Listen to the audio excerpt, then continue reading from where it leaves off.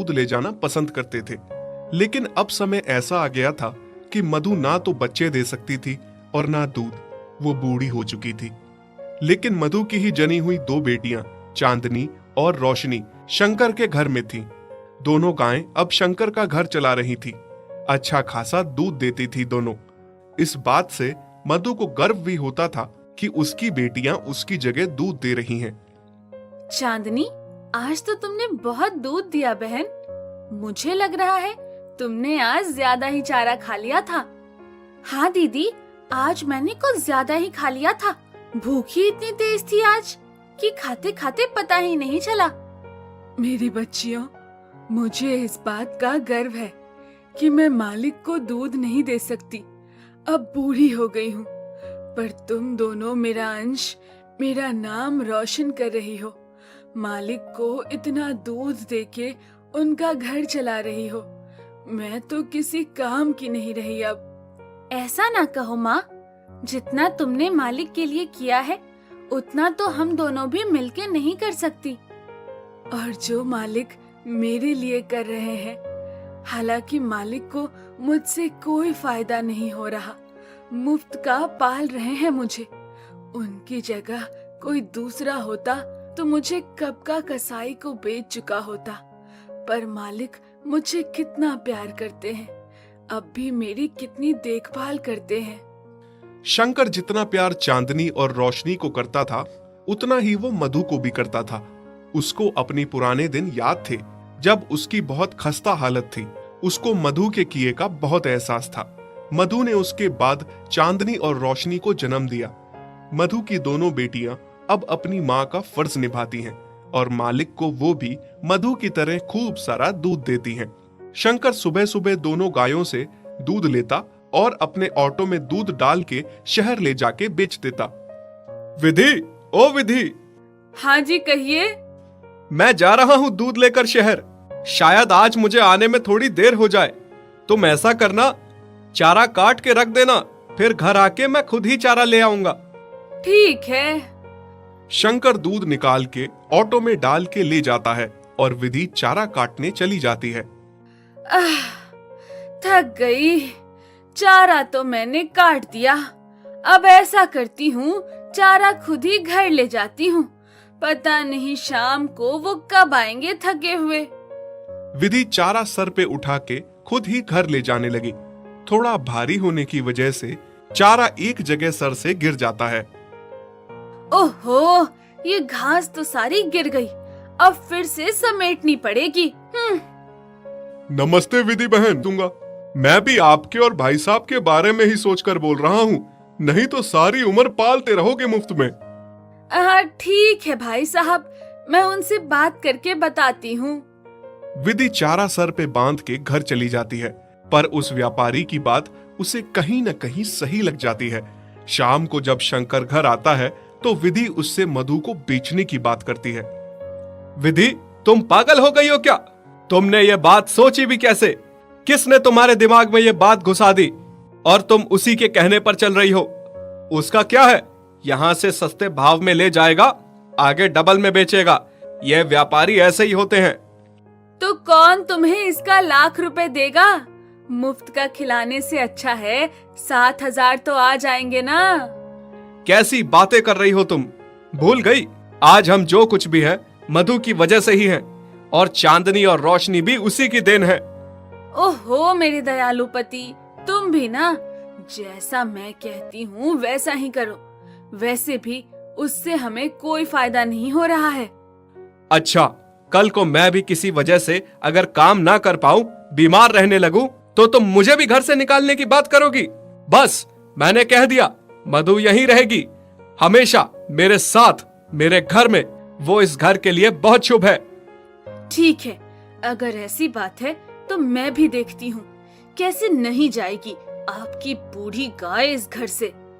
दिन रात विधि अपने पति के साथ जिद करती है मधु को बेचने की। फिर एक दिन शंकर बीवी के आगे मजबूर हो जाता है और उसे बीवी की बात माननी ही पड़ती है। अगले ही दिन विधि उस व्यापारी को घर बुला लेती है।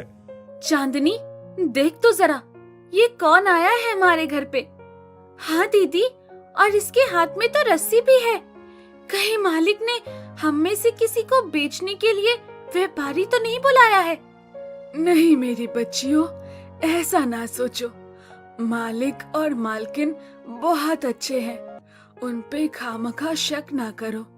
मैं उन्हें बरसों से जानती हूँ, वो हम में से किसी को भी बेच नहीं सकते। हाँ माँ, तुम सही कह रही हो। शायद भगवान ना करे ऐसा दिन कभी आए जिस दिन हमें एक दूसरे से अलग होना पड़े। हम तो मर ही जाएंगे। व्यापारी शंकर की पत्नी को मधु के बदले 7,000 रुपए देता है। अरे वाह, बड़े दिनों बाद इतनी बड़ी रकम हाथ आई है। लेकिन शंकर इस बात से बहुत दुखी था। उसे बहुत बुरा लग रहा था कि ये कैसी औरत है, चंद पैसे के लिए घर की लक्ष्मी को ही बेच रही है। थोड़ी देर बाद शंकर मधु के पास आता है और उसके सर पे हाथ फेरता है। मुझे माफ कर दो मधु, पत्नी की जिद के आगे मुझे तुम्हें बेचना पड़ रहा है। उसे लगता है कि तुम अब बूढ़ी हो गई हो, हमारे किसी काम की नहीं हो अब। हो सके तो मुझे माफ कर देना। ये सुन के मधु, चांदनी और रोशनी को बहुत बड़ा झटका लगता है। माँ, तुम्हें तो बड़ा यकीन था ना मालिक पे। देखा कैसा यकीन तोड़ दिया एक ही झटके में। आपने इनके लिए इतना कुछ किया, दूध के साथ अपना खून भी निचोड़ के दिया। जब इनका घर गृहस्थी बन गई तो अब इनको लगने लगा आप किसी काम की नहीं हो। कल को ये लोग हमारे साथ भी ऐसा ही करेंगे। अब क्या होगा माँ? ये व्यापारी आपको कसाई को दे देगा। हाँ माँ, सच कहते हैं, इंसानों को जिस चीज से फायदा होता है उसको रखते हैं। अगर वो चीज किसी काम की ना रहे उसे नहीं रखते। बहुत मतलबी होते हैं ये इंसान। बुरा तो मुझे भी बहुत लग रहा है मेरी बच्चियों, पर मेरी भी समझ में नहीं आ रहा मालिक ऐसा क्यों कर रहे हैं। तभी व्यापारी मधु को रस्सी से बांध के वहां से ले जाने लगता है। चांदनी और रोशनी बहुत रोती हैं। माँ, माँ, माँ, हम आपके बिना कैसे रहेंगे? जाते जाते मधु की आंखों में बस आंसू थे। वो तो अपने मालिक से उसके बेचने का शिकवा भी नहीं कर पाई। व्यापारी उस बुजुर्ग गाय को रास्ते में खूब मारते मारते ले जाता है। घर पहुंच के उसे गौशाला में बांध देता है और खूब सारा चारा खिलाता है। लेकिन मधु को पता था कि उसे खूब खिलाएगा पिलाएगा, फिर कसाई को उसे बेच के मोटी रकम हासिल करेगा। फिर थोड़ी देर में कसाई व्यापारी से मिलने आता है। व्यापारी उसे कहता है कि कुछ दिनों में आके उसे ले जाए। नहीं, नहीं, ये व्यापारी तो मुझे कसाई को सौंप रहे हैं। मुझे नहीं मरना। मालिक, आपने ऐसा क्यों किया? मेरी क्या गलती थी? हाँ, मुझे इतनी जल्दी हार नहीं माननी चाहिए। मुझे वापस मालिक और अपनी बच्चियों के पास जाना होगा। न जाने मेरी बच्चियों का मेरे बिना क्या हाल है। उधर चांदनी और रोशनी का अपनी माँ के बिना बहुत बुरा हाल था। फिर रात में जैसे तैसे गले का खूंटा तोड़ के मधु भागती हुई घर पहुंच जाती है। चांदनी और रोशनी को जैसे ही अपनी माँ दिखती है, उनके लिए मानो सवेरा हो जाता है। मधु अपनी दोनों बच्चियों को गले से लगाती है। माँ, आप आ गई। अब हमें छोड़ के कभी मत जाना, हम आपके बिना मर जाएंगे माँ। हाँ मेरी बच्चियों, मैं अब कभी भी नहीं जाने वाली हूँ। सुबह जब शंकर दूध निकालने गौशाला में आता है और वहां वो मधु को देखता है तो बहुत खुश हो जाता है। उसके सर पे हाथ फेर के प्यार देता है। विधि, विधि देखो तो कौन आया है। अरे क्यों चिल्ला रहे हैं आप? कौन आया है? हाँ, ये मधु, ये वापस कैसे आ गई? देखा, मैं ना कहता था, मधु हमें बहुत प्यार करती है, उसको हमें नहीं बेचना चाहिए। तुम चुप रहो जी। चिल्ला के तो ऐसे बुला रहे थे जैसे पता नहीं क्या हो गया।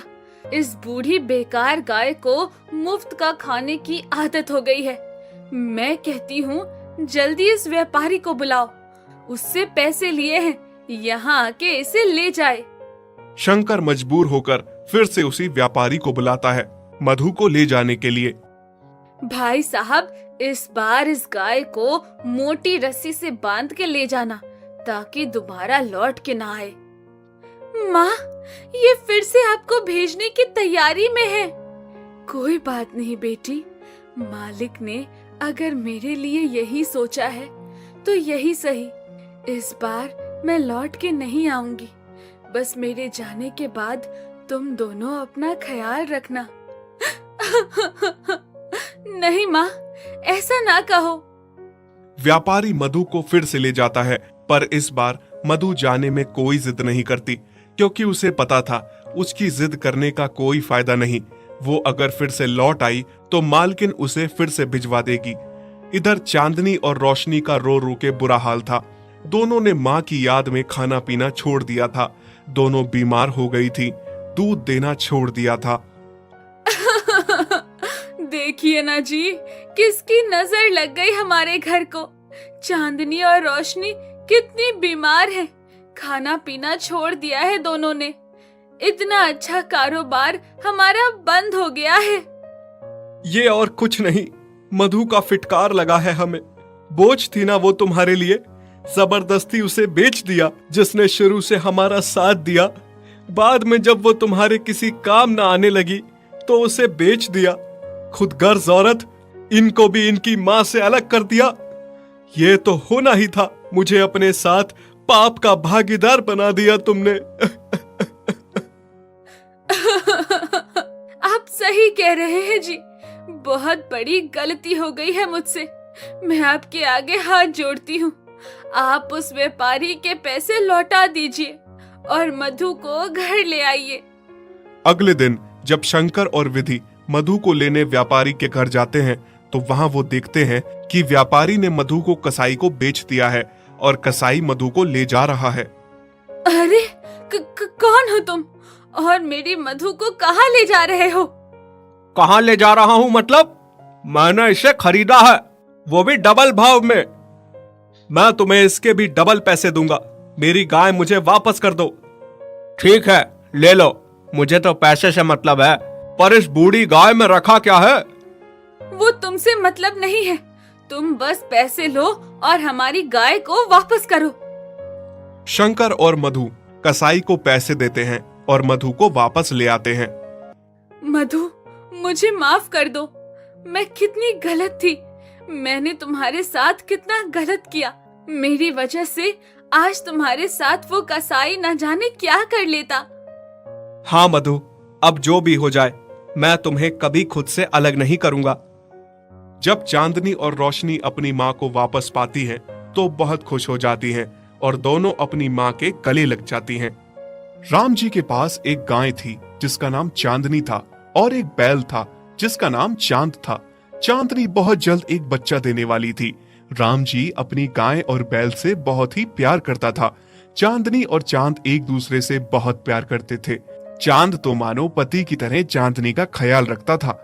एक दिन राम जी अपनी पत्नी लक्ष्मी से कहता है, लक्ष्मी, ओ लक्ष्मी, अब जल्द ही हमारे भाग खुलने वाले हैं। बहुत जल्द चांदनी को बच्चा होने वाला है। उसके बाद चांदनी खूब सारा दूध देगी। उस दूध को बेचने मैं शहर जाऊंगा। हम खूब सारे पैसे कमाएंगे। हाँ जी, आप सही कह रहे हैं। फिर कुछ दिन बाद चांदनी एक छोटे से बछड़े को जन्म देती है। राम जी और लक्ष्मी बहुत खुश हो जाते हैं। कुछ ही दिनों में राम जी की अच्छी खासी कमाई चलने लगती है। चांदनी जो भी दूध देती थी, राम जी उसे सुबह शहर जाकर बेचता था। फिर एक दिन राम जी दूध बेच के शहर से घर लौटा। तभी पीछे से एक आदमी राम जी को आवाज लगाता है, राम जी भाई, सुनिए तो। हाँ बोलो, क्या बात है भाई? भाई, मैं यहाँ से गुजर रहा था, तभी मेरी नजर तुम्हारे बैल पर पड़ी। तुम्हारा बैल मुझे बहुत अच्छा लगा। मैं बैलों का व्यापारी हूँ। मैंने देखा तुम्हारे पास तो एक ही बैल है। तुम एक बैल का क्या करोगे? मैं तुम्हें इसके अच्छे दाम दूंगा। अगर तुम चाहो तो मुझे बेच दो। नहीं नहीं भाई, मुझे अपने बैल से बहुत प्यार है। उसके यहाँ रहने से मेरा कोई नुकसान नहीं है। मैं उसे नहीं बेचना चाहता। ठीक है भाई, कोई जबरदस्ती नहीं है, पर तुम जब भी इस बैल को बेचना चाहो तो मुझे ही बेचना। फिर वो आदमी वहां से चला जाता है। पीछे खड़ी लक्ष्मी सारी बातें सुनती है और रात को खाना खाते समय राम जी से कहती है, आपने उस आदमी को बैल बेचने से मना क्यों किया जी? तो तुम क्या चाहती हो, मैं चांद को बेच दूं? जानती हो ना, जब हमारे पास कोई नहीं था तो हमें छोटा सा चांद रास्ते में मिला था, और फिर जब से हम उसे घर लाए हैं तो मानो हमारी किस्मत ही बदल गई। उफ, आप कितना दिल से सोचते हैं जी। ऐसा कुछ नहीं है, और अगर कुछ ऐसा है भी तो क्या, सारी उम्र उस बैल को मुफ्त में पालते रहना है क्या? उसका तो हमें कुछ फायदा भी नहीं है। उफ, सेठ कितना अच्छा दाम दे रहा था। मैं कह देती हूँ, आप कल ही सेठ से बात करिए और इस चांद को बेच दीजिए। राम जी चांद से बहुत प्यार करता था। वो उसे बेचना नहीं चाहता था। पत्नी के दबाव में आके चांद को सेठ को बेचना पड़ता है। अगले दिन सेठ बैल को लेने आता है। सेठ चांद को ले जाने के लिए रस्सी खोलता है। तभी चांदनी चांद से कहती है, ये कौन है? और चांद तुम्हारी रस्सी क्यों खोल रहा है? मुझे तो ऐसा लग रहा है मालिक ने मुझे बेच दिया है। ये मेरा नया मालिक है। नहीं नहीं चांद, ऐसा मत कहो। तुम चले गए तो तुम्हारे बिना मेरा और हमारे बच्चे का क्या होगा? ऐसा नहीं हो सकता। चांदनी, मैं भी तुम दोनों के बिना कैसे रहूंगा? पर मालिक ने ऐसा क्यों किया? हाँ, शायद मैं उनके अब किसी काम का नहीं रहा हूँ, इसलिए मुझे बेच दिया। फिर सेठ रस्सी खोल के चांद को वहां से ले जाने लगता है। ये सब देख के राम जी को बहुत दुख हो रहा था। चांद पीछे मुड़ मुड़ के चांदनी और अपने बच्चों की ओर देख रहा था। चांदनी का भी रो रो कर बुरा हाल था। वहीं दूसरी ओर लक्ष्मी खुश थी कि चांद को बेच के अच्छा दाम मिला। रास्ते में चांद को सेठ ने खूब मारा। घर पहुंचने में पूरा दिन लग गया। चांद को बहुत बड़ी गौशाला में बांध दिया गया, जहां और भी बहुत सारे बैल थे और खाने को सूखी घास दी गई। चांद का उस अनजानी जगह पर बिल्कुल भी मन नहीं लग रहा था। उसने वो सूखी घास नहीं खाई और पूरी रात वहां से भागने की योजना बनाने लगा। वहीं दूसरी तरफ चांदनी ने भी चारा नहीं खाया। वो भूखी प्यासी ही थी। चांद जिस रस्सी से बंधा था उसे उसने खींचकर तोड़ दिया। अगले दिन जब चांदनी ने देखा तो चांद उसके सामने था। चांदनी को अपनी आंखों पर यकीन नहीं हो रहा था कि चांद लौट आया था। अब मैं तुम्हें छोड़कर नहीं जाऊंगा। सच? तभी राम जी बाहर आकर देखता है चांद लौट आया है। उसे अपनी आंखों पर यकीन नहीं हो रहा था। लक्ष्मी, अरे ओ लक्ष्मी, देखो तो कौन आया है। कौन आया है? देखो, चांद लौट आया है। अब मैं उसे जाने नहीं दूंगा। तुम क्या इसके लौटने पे खुश हो रहे हो? सेठ को बुलाओ, इसको यहाँ से ले जाए। हाँ, इस बैल को फ्री का खाना खाने की आदत है, तभी वापस आ गया है। अगले दिन सेठ फिर से चांद को ले जाने आता है। ये फिर से आ गया। नहीं नहीं, मैं नहीं जाऊंगा। हे भगवान, मालिक ऐसा क्यों कर रहे हैं? क्यों हमें अलग कर रहे हैं? सेठ चांद को फिर से ले जाने लगता है। इस बार वो उसे मारता नहीं है। घर पहुंच के उसे गौशाला में बांध देता है। उसे फिर से सूखी घास खिलाई जाती है। चांद को इस बार एक मोटी रस्सी से बांध दिया जाता है ताकि वो भाग न सके, पर फिर भी वो वहां से भागने के बारे में सोचना नहीं छोड़ता। इस बार भागूंगा तो चांदनी और अपने बच्चों को लेकर कहीं दूर जाऊंगा ताकि फिर से हमें कोई अलग ना कर सके। वहीं दूसरी ओर चांदनी चांद के बिना बहुत उदास थी। उसके लिए चांद के बिना रहना एक एक दिन मुश्किल हो रहा था। उसने खाना पीना छोड़ दिया था। ये देखकर राम जी और लक्ष्मी बहुत दुखी हो रहे थे। देखिए ना जी, हमारी लक्ष्मी को अचानक से क्या हो गया है? अच्छी भली थी, अचानक से इतनी बीमार कैसे हो गई? ये सब तुम्हारे कारण हुआ है। तुम्हारे साथ मैं भी इस पाप का भागीदार बन गया हूँ। हाँ, मेरे कारण? मैंने क्या किया? क्या तुम अंधी हो गई हो? तुम्हें दिखता नहीं है चांद और चांदनी का प्यार? वो दोनों एक दूसरे से कितना प्यार करते हैं। चांदनी का बच्चे का बाप भी चांद ही है। तभी चांद भाग भाग कर अपने परिवार के पास लौट आता है और हमने किसी के परिवार को तोड़ा है। इसका पाप तो हमें जरूर लगेगा। आप सही कह रहे हैं जी, मुझसे बहुत बड़ी भूल हो गई। पैसों के लालच में मैंने ये क्या कर दिया। आप कल ही जाकर सेठ को उसके पैसे वापस कर दीजिए और चांद को घर ले आइए। उधर चांद पूरी रात रस्सी को तोड़ने में लगा रहता है। आखिरकार उसकी मेहनत रंग लाई। वो उस मोटी रस्सी को तोड़ने में कामयाब हो ही जाता है और रात में वहां से भाग जाता है। रात के अंधेरे में वो रास्ता भटक जाता है और चलते चलते बहुत थक जाता है। ऊपर से भूख और प्यास से बहुत बुरा हाल था। फिर चांद को एक जगह हरी घास का खेत दिखता है। चांद उस खेत में घुस जाता है और घास खाने लगता है। तभी कुछ लोग उसे घेर लेते हैं और पकड़ के एक छोटी सी अंधेरी गौशाला में बांध देते हैं। यहाँ पहले से बहुत दुर्बल पड़े हुए डरे जानवर थे। राम जी अगले दिन सेठ के पास चांद को लेने के लिए पहुंचता है, पर सेठ से उसे पता चलता है कि चांद फिर से भाग गया। राम जी आके अपनी पत्नी को बताता है। दोनों चांद के लिए बहुत चिंतित होते हैं। हमारा चांद कहाँ गया होगा? अभी तक तो वो घर पहुंच जाता, पर उसका कोई अता पता ही नहीं है। कहाँ गया होगा वो भूखा प्यासा? आप सही कह रहे हैं जी, पर आप चिंता मत करिए, सब ठीक हो जाएगा। वहीं दूसरी तरफ चांद का उस कैद में दम घुट रहा था। वो सोच रहा था भगवान ने उसकी कितनी बुरी किस्मत लिखी है और कितना और दुख देखना बाकी है। मुझे तो लग रहा है कि मैं अब मर जाऊंगा। नहीं नहीं, इतनी तकलीफ उठाने के बाद अब मैं हार नहीं मानूंगा। मुझे कुछ भी करके अपने बच्चों और चांदनी के पास पहुंचना है, बस। तभी चांद दीवार को तोड़ने की सोचता है, क्योंकि दीवार कच्ची थी। उसने सींग मार मार कर दीवार तोड़ दी, लेकिन तभी वहां गौशाला का मालिक आ जाता है और चांद को बहुत मारता है। चांद को इतना मारा जाता है कि वो जमीन पर गिर जाता है। अब मैं तुम्हें और अपने बच्चों को लेकर कहीं दूर चला जाऊंगा, जहां हमें कोई अलग ना कर सके, कोई हम पे अपना हक ना जता सके। तभी लक्ष्मी चांद को वापस पाकर खुश होकर कहती है, चांद, तू आ गया। मुझे यकीन था तू जरूर आएगा। अजी सुनते हो? देखो तो कौन आया है। कौन आया है? हमारा चांद वापस लौट आया है। क्या? चांद आ गया?